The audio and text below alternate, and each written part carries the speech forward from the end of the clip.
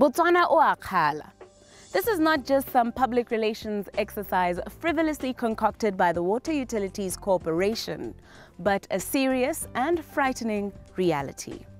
Kgala Dam has also now dried up, and the North-South carrier, or the NSC, that supplements those of us in the south with water from the north, continues to be problematic. And the South African suppliers we often turn to during times of drought are having water shortage issues of their own. Although rain has been forecast for late October, that only means water in our dams in the December to January 2014 months. There is now growing uncertainty among consumers and members of the business community alike, as correspondingly, measures to alleviate the situation are intensified. Water restrictions have become water rationing, and worse is to come if the situation does not improve. Could our lives drastically change to the point of receiving water once a week, like residents of Amman in Jordan, or to the point where all construction has to be stopped? What would happen to industry, to hospitals, and to the thousands of young Botswana in our educational institutions? No one is given sleepless nights by these questions, more than the head of the institution scrambling to mitigate the increasingly dire situation we find ourselves in. We talked to the CEO of Water Utilities Corporation to find out exactly what consumers and members of the business community should brace themselves for in the coming months, and what is being done in response to this dire situation. Welcome to First Issues. Re a le amogela gape mo lenaneong la rona la First Issues, jaaka re tswelela go sekaseka ditshwetso tse ba lephata la metsi ba di tsereng tebang le tlhaelo ya metsi e re leng mo go yone. Re ka botsaela go simolola gore seemo jaaka sentse in terms of ditlamelo le selekanyo sa metsi se sentse jang? Seemo se re leng mo go sone sa go seela Batswana metsi ke se leng gore ga re a se tlwaela. Re sa se tlwaela yana ka gore ngwaga tse pedi tse di hitileng pula ga yana sente. Matamo a rona thata ka kwano ko borwa ga ana metsi a lekaneng, ke bua mangwe a setse a kgadile go theleng.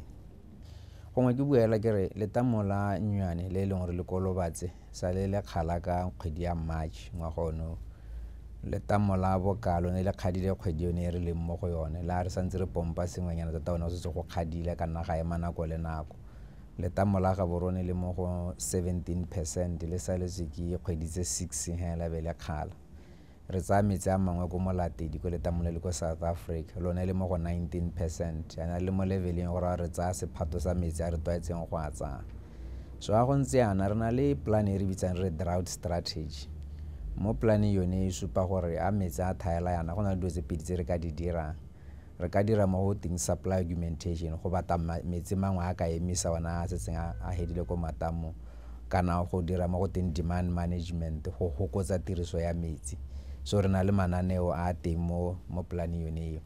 Se re se dirang go leka go oketsa metsi kwano mo ka gore kgaolo ya mageleng thata ke re bitsa re greater Gaborone e tswangela from bo Motšhudi go a tsena ko Bolobatse. Re na le project ya go tsosolotsa didiba tsa ko Ramotswa tse e leng gore di ya gore neela metsi a kanang ka 8 million liters ka letsatsi. Kgaolo yotlhe e nwa metsi a kanang ka 125 million liters ka letsatsi. So project ya Ramotswa ya didiba re tsologela gore ta hela ka kgwedi ya November e be ka thusa mo seemong se. Re simolotse gape go tsosa didiba tse di mo kgaolong ya Kgateng go Botshele bo Malotwane jalo jalo tse e leng di tsone mo biking re le mo go yone tshwanetse gore di simolole re seela metsinyana mangwe. So mathata a rona a oketsegile ke gore pompo ya rona ya North-South carrier e tsa metsi ko Boletsebogo ya tisa kwano ko borwa e bereka go tsena ko Phalapehela. Re na le pump station tse tharo mo pipeline, e nngwe ko Selebe Phikwe gone ko Letsebogo, e nngwe gate ko Moralane go bapa le Selebe Phikwe, e nngwe e be nna ko Phalape. E ko Phalape ke yone e sa bereking pump station. So re tsweletse re isitse di dirisiwa tsa teng di pump le bo di valve jalo jalo ko bo South Africa di a baakang. Re sologela gore biki yone e tanye ya di 7 tsa October e be re ka di busetsa ra di baakanya, be ka re gongwe biki ya bobedi ya October be re ka semola re dirisa North-South carrier. so ke one mangwe a re a dirang go leka go oketsa metsi a re a dirang. Sengwe se dingwe re a se dira la se ta re thusa ngwaga o tang o ta gakologela gona go dirile matamo a le mararo ko Bokoni ngwaga tse pedi tse di hitileng, la dikgatong la Thuni le la Lotsane. La dikgatong maikalo ko re bo go tsetse go dira pompo e nngwe e tswang ko dikgatong e tahela go ta go tsena mo Phalape e bapise ya no South Korea e le ka go tisa metsi kwano. So go tsweletswe gore ka pompo yone re tseela gore kgwedi ngwaga o tang ka bo November e tabe e setse e ka thona gore re dirise metsi ona a tswang ko letamong la dikgatong. Mme sengwe se re se lekang yana go leka go hokotsa tiriso ya metsi e ne re kwa ngwaga o hitileng ka November ra dirisa melawana mengwe ya go hokotsa tiriso ya metsi kana di-restrictions re leka go kganela go dirisa metsi mo ditirisong tse di seng botlhokwa mo go tshwanang le bo go nosetsa di-garden yana, di-parka, di-football grounds yana, mo go tshwanang go tlhatswa dikoloi jalo. Melawana ya teng setse re yana metsi batho ba a itse, so re sala morago re le ka bona gore batho ga ba tule melawana eo. Mme ne re go ntse go tsweletse go seporo metsi stele ga a lekane ne rata ka lenaneo la go rationa metsi. Sengwe se re sa tlwaeletsega mo Botswana go rationa metsi ke gore hela go tshwana le load shedding ya BPC gore mo nako e rileng kgaolo nngwe e rileng mo Greater Gaborone e tabe e sa sielwe metsi. So re simolotse re dira gore e nne letsatsi le lengwe hela mo Biking. Ga go ntse go tsweletse re tsena mo Biking e tshwana re tsene mo go yone gompieno yana October a simologa re okeditse gore e nne malatsi a le mararo ka beke go sena metsi. So ke mongwe mananeo a re a dirang gore metsi a mannyane a re lekane. Batswana mme ba amogela yang maiteko a lona a go ba ruta ka gone water conservation? Batswana nkare ba amogela ka ngwaga wa 2005-2006 re ne ra nna le mathata a leuba gape le batho go tshwana le lone le la gongwe ne le se bokete ya ka la gompieno. Ne rata ka di-water restrictions le ana kwa teng re se ka ra ration ra kopa Batswana gore ba se ka nosetsa ba direng kana ba bate metsi a mangwe a wastewater ba ka nosetsang ka ona. Ne ra bona tiriso ya metsi ya kwa tlase ka bo up to 30%. Go supa gore Batswana ba a retsa. Se santseng se palangela ke sa gore ko malapeng ka mo re dirang kana re agang ka teng re tsenya dibata tse di tona tse di jacuzzi, tshwanetse re tsenye di-showera hela bota o dirisa showera for 5 minutes. So go supa gore go ngwago e se go wele sente ora re tshwanetse ra rutuntsha mo go hita mo re go dirileng gompieno. Mme bone tirisano le bone e lebega ba amogela se re se ba bolelelang. Borrakgwebo bone ba sologeleng especially mo nakong ene e leng gore go rationiwa le metsi? Borrakgwebo ya ka Motswana mongwe le mongwe ba sologele gore dikgwebo tsa yone di a go amega.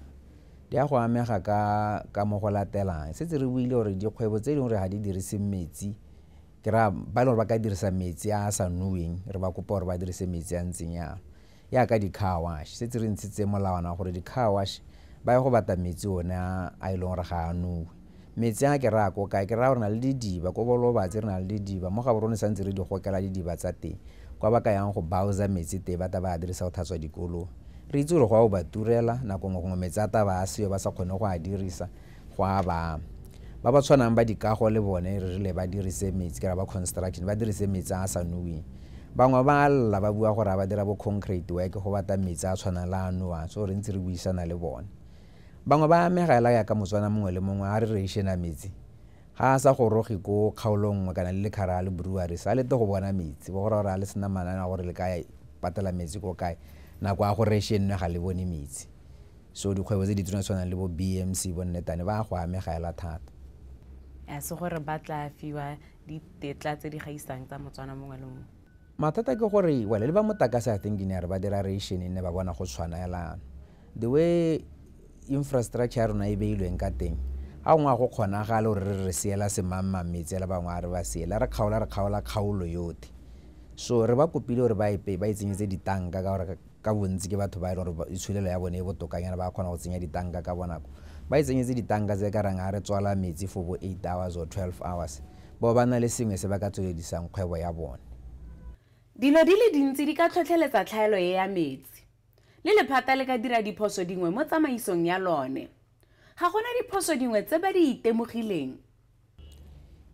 Tota sepe se se dirwang ke motho ga gona sepe se se tlhokang gore go gongwe re o leba ko morago bo rane go dirilwe mo le mo jana go ka bo go nne le botoka.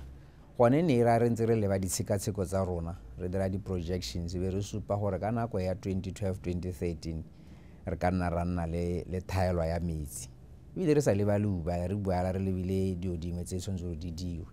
So re na le project ya North South Carrier number 2 e leng gore matamo a agilwe, matamo a gongwe a ba sa nne le metsi a ka ko bo Lotsane ya letamo le hedile la stay ga la nna le metsi. Re na le project ya ke ya dikgato e re dira pipeline e tswang kwa tota ka leba di plan gore simolotse go kae ka bene re le nako tse be setse in a commission mme go dira di projects tse di tona tsa go motho sa ntha se mola le dira di design tsa teng le a di tender tsa teng a gongwe ba tender le be le gore ga ba dirise le batang gore ba se dire ba gore go tender be sesha le bona ba se ba tsile mo site ba le di contract le se mola le buisana le bone di tsedingwe so bo go tsaya le baka.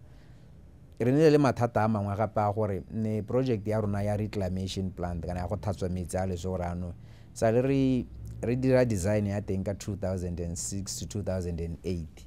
2008 be ile gore go nna le global economic crisis bo go ra gore project eo le tse dingwe di a phekwa bo go ra gore ane re dirile ka bene re le bo 2012 be hedile ka gore estimate gore ka tsa bo 24 months.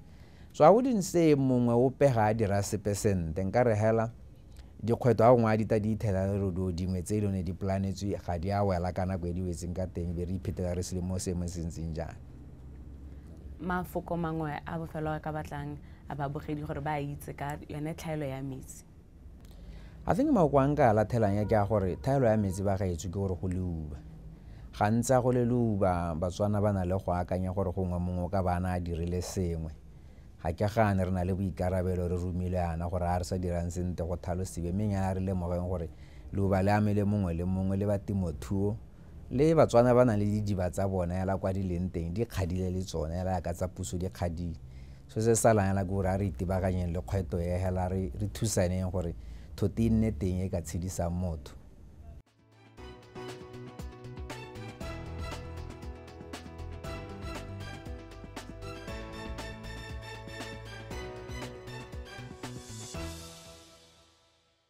Fa re tsweledisa lenaneo la rona maitseboeng ano re le tlisetsa karolo e neng ya seka ya felela ka mabaka a boranyane mo bekeng e fetileng.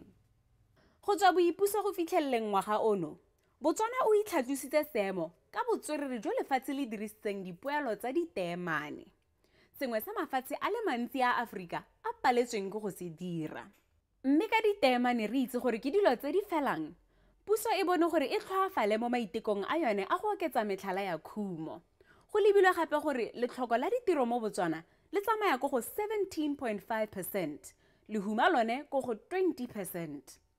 Se kana se raya gore mo Batswaneng ba le batlhano a le mongwe o tlhoka mmereko kgotsa o ingwa ka meno.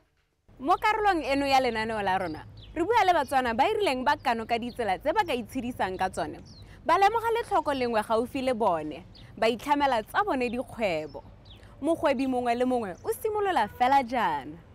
Nicholas Muipolai o re thusitse ga o tlhobogwe le Thero Atamelang ke bangwe ba ba boneng ha matshwititshwiti a bana ba sekolo sa Lemkhokwing ha block 7 a ka ba tswa mosola. Nicholas o ithutetse informatics ko University ya Pretoria ko Afrika Borwa mme o bone go le botoka gore a seka a leta go fiwa tiro mo go tsaya di ithutetseng. I would say about 2 guys were here, and then the younger brother said there might be something at Lincoln Queen because the students are having trouble always with print and stuff. So I already had a computer, it's not that we didn't have a printer. So with the money that I was, the small salary I was getting, so I ended up buying the printer and then my younger brother to take care of everything up until I changed things around. O re thusitse o na le dingwaga di le 19 mme o setse a itekela kgwebo ya gagwe. O tsene sekolo go fitlhelela 2009 ka lekwalo la Form 5. La ka 2010 ke hirile ke romwe mme ke binder ele just go compile dipampiro binder la on eta binder. By that time go ra re group a Lincoln ko ne le ntsi. Ile after that binder ke khona re ka di computer ya tse dingwe le machine yana be ke batla partner e nngwe re khona go tsamaya mmogo re tara di madi hale gore ka dutse dingwe re khona go itela. Thero Ludo Atamelang le ene o emisitse sekolo ka form 5. Mme a re go dira computer studies gone ko secondary go mo thusitse gore le ene a kgone go nna le kgwebo ya gagwe. Re bone ka mongwe wa bana na ntse a dira gone efa e be ke hella ke tla ke ipulelang ke dilo tsa last year ka August ke gone ne re simolola go bula printing ka January ne le binding only be re hela re kopanya madi a nna mantsinyana be re le gone le gore gone re reka di equipment ngana hale le hale computera printera re simolotsa ka printera ile one copier ile one be re hela re khona Ka o ka re batla nna bantsi mo lefelong le le lengwe maduo one a teng ba phadisanya jang. It's basically a quite challenging business. You look at, but if you really do it without focusing too much into financing other things, I would say it's a very good business. It can sustain your small living. For smaller things, it's very good because in a day you can cash about $1,000. So roughly something bigger if you don't have much things to take care of. Like me, I've got too much in the plate to finance. Yeah, lanta ni ke tla maduo ke a bona gompieno re bantso lanta ne gone ha ne so gore ke tswa mo malapeng a rileng go tswa ke tswa mo malapeng le ga rang ka bo ke le kgakala ke lekile go pusha ka le tsengwe go ke register le nna ke sitetse bana na ba bangwe ba ta go kgona go tswelela le bona nka re go botokanyana cause a re senyetsa o bagere ha ke tsenye batsadi ba me stress ke re ke batla senane ba senane o bona go handle the customer is something that is important gore e re ha motho a tsena bomo go re o mo fa that smile wa ntshwara o tla go hela a go ra itumela gore hey go hale ke tshwara sentle ka lorato ha ke lebetse se ba ntshwarella ke ka se fitlela wa ntshwara go monate hela be do di tsamaga phelo le customer service bana ba sekole kwa tha bana ha ba bana sonyana a sa siama ba kgona go khanna bothe le quality le go tshwara nako ka re bana ba le busy bana ba tabogile hela ba re that's why le sekolo se printer le re kgona go bona sengonyana le bana ntse ba printer o ba bata nako ka di assignment di bataga ka bona Ka re a itse gore borra kgwebo ke batho ba megopolo e mentsi ba re nang le bone fa gompieno ba akanyeditse eng go ya ko pele.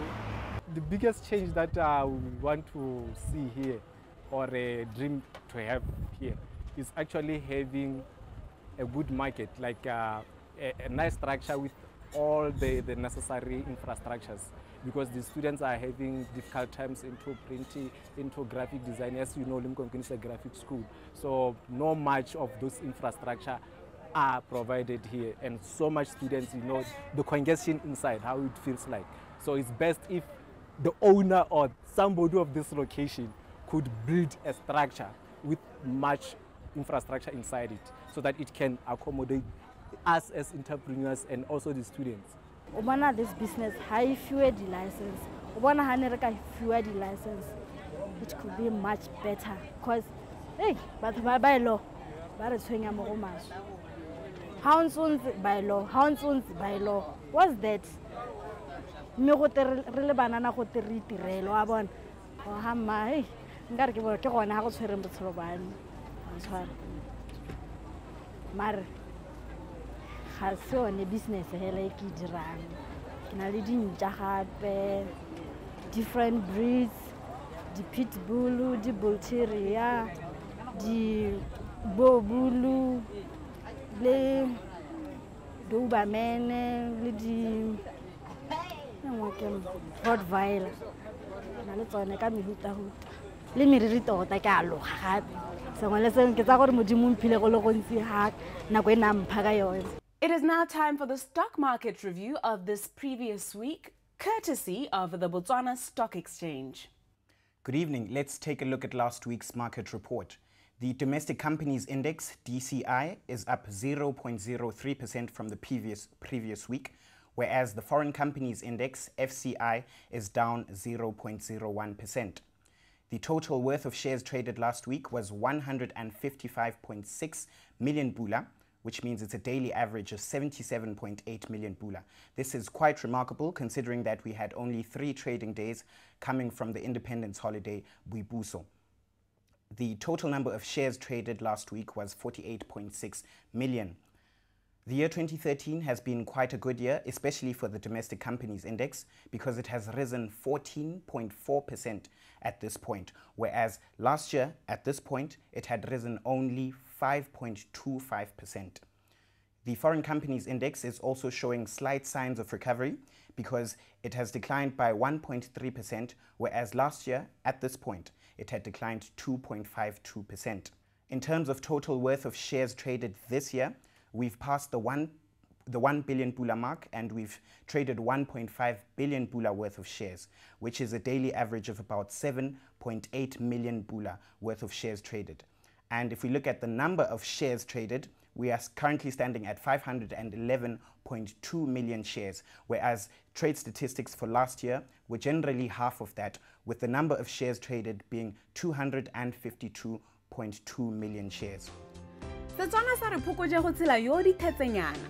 Mme le rona ra re go tswelelwe ka go rotloetsa Batswana gore e nne bagwebi ba ba popota. Go sena tshenyo epe e timang ba bangwe gore setšhaba sotlhe se tswelele. Go tswa go nna Nametso Sebina, badiri ka nna le barutloetsi ba rona e bong First National Bank, ra re a nne boroko.